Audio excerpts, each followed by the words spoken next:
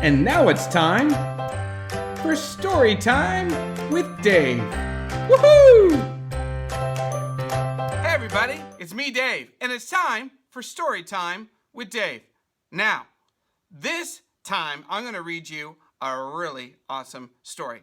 And when I posted my last video, I had friends who wrote me and their parents texted me, and I got to say hi to all my friends across the nation. So I have a couple more friends I want to say hi to. I want to say hi to Bo here in San Jose. I want to say hi all the way to Story in Arizona, and all my other friends, Zoe and Skylar. I want to say hi to you guys. You guys are my favorites. And so I thought it would be really cool if we read another story. Do you guys want me to read you another story? Do you guys want me to read you another story? Awesome!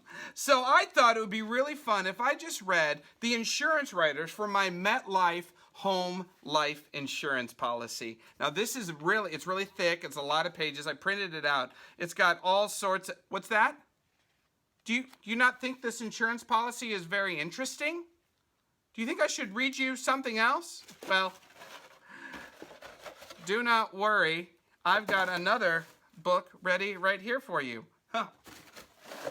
Speaking of donuts, this is actually a story about baked goods. It's about sweet treats. And this is one of my favorite books. I used to read it to my little girl, JL, all the time when she was little. It's called You Can Do It, Sam. It's by Amy Hest, and it's illustrated by Anita Jeram. Now, this is a story about a bear who lives in a really wintry part of our country. Now, I live in San Jose, California, where it's pretty warm, but it's been so cold recently. It's been so freezing. I've been so freezing. I have to wear warm socks and hoodies. And maybe some of you out there, maybe some of you actually live in a place where it's still snowing. Do you live in a place where it's still snowing? Do you guys know what snow is? It is so cold. This is a story about a bear on a snowy day. It's called You Can Do It, Sam. Here we go. I'm going to read it. This is red. Let's see if there's something else in the story that's red. Let's pay attention. You Can Do It, Sam, by Amy Hest, illustrated by Anita Jeram. I'm going to move over a little bit. Here it is. It happened one winter morning on Plum Street. The moon was still up, making moonbeams and shadows on Plum Street. Can you see the fox running? Yeah. It's warm because it's got its own fur coat. Foxes are lucky that way. In a little white house, Mrs. Bear and Sam were baking cakes. They stirred with big spoons, swirling and tasting the batter, which is not hygienic, but delicious. They peeked in the oven at 2 rows of cakes, golden brown cakes for their friends on Plum Street. Oh, baking is fun. Come on, cakes, whispered Sam. I can't wait, I can't wait, I can't wait. Mrs. Bear and Sam waited for cakes. Now can we go? Mama, now? Said Sam. Soon, Mrs. Bear said. Soon, Sam. Oh, he's so excited. You ever pull on your mama's arm like that? Like, come on, let's go. They waited, and then at last, Mrs. Bear sniffed the air with her nose in the air and said, I believe our cakes are ready. She's sniffing the air. Bears have an incredibly developed sense of smell. Their olfactory nerves are just powerful. They can smell garbage from 2 miles away. It's true. Mrs. Bear and Sam counted cakes, and there were 12. And they tucked them in bags, and there were 12 red bags. Oh, these cakes look so good.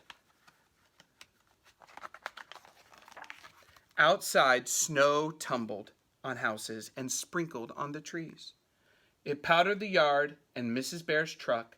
Mrs. Bear and Sam climbed into the truck that was green. Look at the license plate. It says Bear 1.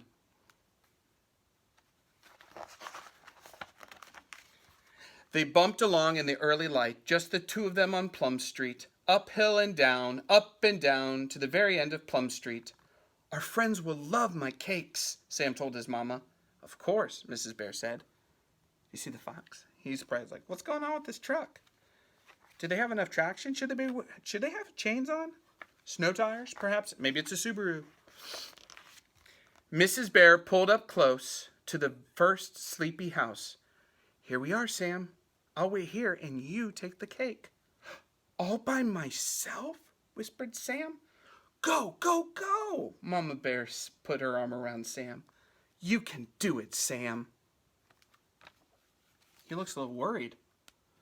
It's kind of a big deal to deliver cakes all by yourself. And off he went.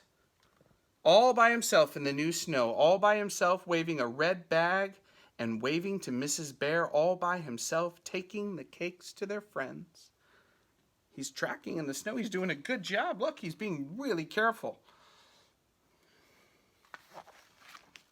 Sam left the red bag at the door, and a sign on the bag said, "A tasty surprise." Oh, that looks like fun. Then he ran back to the truck where his mama was waiting. I did it, said Sam. Of course, Mama Bear said. Mrs. Bear and Sam bumped along, just the two of them, uphill and down, up and down, at each sleepy house. Mrs. Bear stopped the truck, and she put her arm around Sam. Here I go, said Sam. Go, go, go, Mrs. Bear said. And off he went, making tracks in the new snow, waving a red bag and waving to Mrs. Bear, leaving one tasty cake at each sleepy door, all by himself. Until they got home, and there were 2 cakes left. There were 2 cakes left in 2 red bags. Said Mrs. Bear. For us, said Sam. Of course, Mrs. Bear said.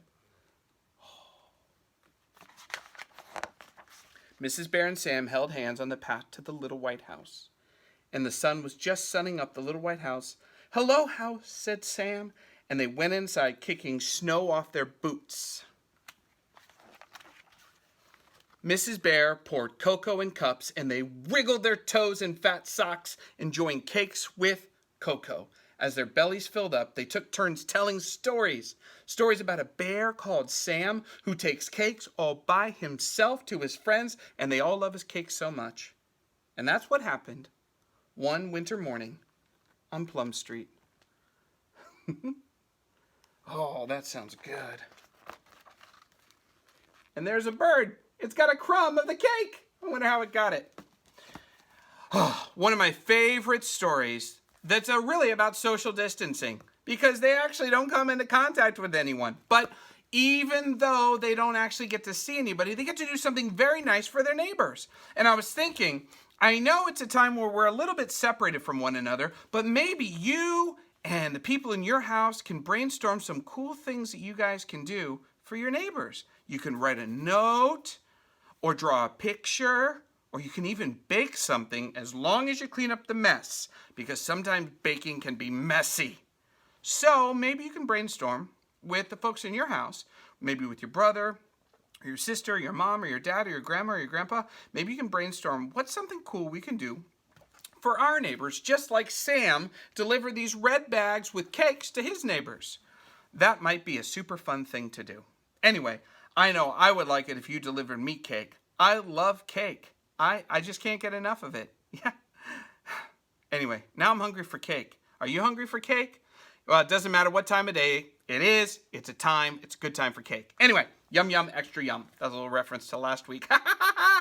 Anyway, okay. Well, I hope you have a great night, and I hope you have a great day. And tomorrow's going to be a great day, and it's a great day to consider how you might be a good neighbor and deliver something special to one of your neighbors. Anyway, I'm so glad you're my neighbor. I'm so glad that I get to make these videos for you, and I will see you next week. All right. Bye. This has been Storytime with Dave. Thanks for stopping by.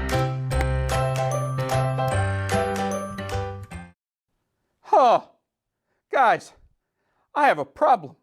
I'm in trouble. I mean, it's a good problem, but it's a problem nonetheless. The problem is, I asked all the folks out there watching, hey, if you want a shout out, just write in. I had 46 people write in the span of 4 minutes. In fact, I have like 100 kids I got to give a shout out to, and I This is just like a partial list of just some of the people that wrote in. This is about a third of them. I was like, oh man, how am I ever going to give that many shout outs to that many kids? Because I want them to all feel important. And I don't want to disappoint anyone because I'm a slightly needy Enneagram too. So I was thinking, I know what I'll do. I'll do what Billy Joel did when he had a whole bunch of historical events he needed to get into and mention. He just wrote a song and sang them all one after another in a giant list. So I'm going to sing a little shout out song. That's right. I'm going to sing a shout out song to all of you, or at least 1/3 of you, the number of people on this first part of this list. So here's my shout out song. I'm going to put in my little ear monitors. These are my little headphones to help me hear the music a little bit better. So this is going to be my shout out song. I got my ear monitors in so I can hear everything. It's kind of low tech, but that's okay because we're in Silicon Valley where tech isn't very important. So here we go. This is my shout out song, and this is either going to be awesome or a train wreck. Either way, it's going to be fascinating to watch. You guys ready? All right, here we go. This is just like a third of the people, but I got to get through these shout outs somehow. So let's hit it, shall we? Here we go. Dave's shout out song. I like this. I like this. I like this. Cindy Nelson's kids are Zachary, Jesselyn, and Kenzie and Layla. Oh, and Olivia too. Yeah, yeah. Jonathan Zyman, he is my bro. He lives in Chicago with Darsbury, Allen, Shiloh. And Steve Clifford's grandkids. Their names are Colby and CJ, and they're watching my vids. Yeah. Josh Robertson's daughter Sadie's watching me and Frozen 2. Then Sarah Olsen, she wrote in, told me her youngest Jonah's watching. And her husband too, hi Jonathan. Lou and Bonifacio, her daughter Michaela, and her son Caleb. They're in Texas. Then Carrie Michelle wrote in about Cruz Michelle and his younger sister Harper Michelle, and my buddy Eric who's 40, but whatever. Then a mom whose name was Tiffany wrote in about her girls named Savannah and Sydney. And then Liz Diddy wrote about her daughter Olivia and her son whose name's Flint. Yeah. And then there's Andrew Enos, who lives in SoCal with 5 kids. I got the list, so here goes. Elijah Harper, India Scout, and Augie. Woo! So thank you all for tuning in. It makes me smile, it makes me grin. Woo! And I thank you. I'll keep reading books for you, and for Mom and Dad I'll throw in a joke or two. And I thank you. Woo! Well, thank you all. Thank you all for watching. This has been amazing. That song, let's be honest, that song, that's a banger. That's going to top the charts in Spotify. So thank you guys. Thank you all for tuning in. It's been so much fun. And I can't always write a song because, let's be honest, this level of music and production value, this kind of excellence level, it's kind of tough to maintain. Only Beyonce can maintain that. So anyway, I will see you next week, but it's been so great being here with you, and I will see you soon. See you guys later.